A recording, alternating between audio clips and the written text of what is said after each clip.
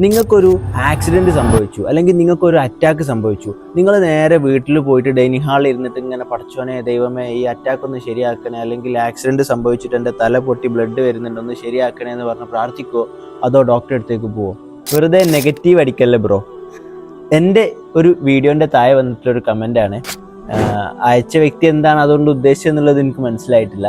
അതിലൊരുപാട് കമൻറ്റുകളുണ്ട്, എല്ലാം നല്ലതാണ്. ഈ ഒരൊറ്റൊന്നാണ് ഈ ഒരു രീതിയിൽ വന്നത്. പക്ഷെ ആ വീഡിയോയിൽ ഞാൻ കംപ്ലീറ്റ് ആയിട്ട് പറഞ്ഞിട്ടുള്ളത് എന്താണെന്ന് വെച്ചാൽ നല്ല കാര്യമാണ്. അതിൻ്റെ ഒരു ചുരുക്കം വേണമെങ്കിൽ ഞാൻ പറയുകയാണെന്നുണ്ടെങ്കിൽ, നിങ്ങൾ എന്തെങ്കിലും ഒരു കാര്യം നേടിയെടുക്കാൻ വേണ്ടിയിട്ട് ആഗ്രഹിക്കുന്നുണ്ടെന്നുണ്ടെങ്കിൽ നിങ്ങൾ പടച്ചവനോട് ദൈവത്തിനോട് പ്രാർത്ഥിക്കുന്നതിൻ്റെ കൂടെ തന്നെ പ്രവർത്തിക്കുകയും വേണമെന്നാണ് പറഞ്ഞത്.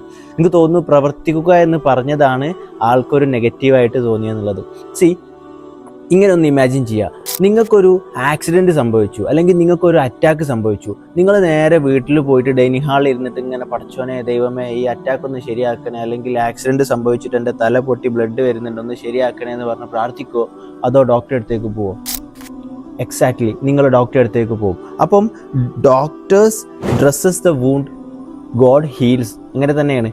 ഡോക്ടർ എന്ത് ചെയ്യണം? അതൊന്ന് ഡ്രസ്സ് ചെയ്യണം. ദൈവമാണ് അത് ഹീൽ ചെയ്യുക. അപ്പം നമ്മൾ ചെയ്യേണ്ട പണി ചെയ്യുക എന്ന് പറയുന്നത് അതൊരിക്കലും നെഗറ്റീവ് അല്ല. അതിന് വേണമെന്നുണ്ടെങ്കിൽ നമുക്ക് മടിയെന്നോ അല്ലെങ്കിൽ കറക്റ്റായിട്ട് നമുക്കൊരു ക്ലാരിറ്റി ഇല്ലായ്മ എന്നൊക്കെ വേണമെങ്കിൽ പറയാം. സോ നിങ്ങളെ ആഗ്രഹത്തിന് വേണ്ടിയിട്ടുള്ള പ്രാർത്ഥനയുടെ കൂടെ തന്നെ അതിനുള്ള പ്രവർത്തനം കൂടി ഉണ്ട് എന്നുള്ളത് ഉറപ്പുവരുത്തുക.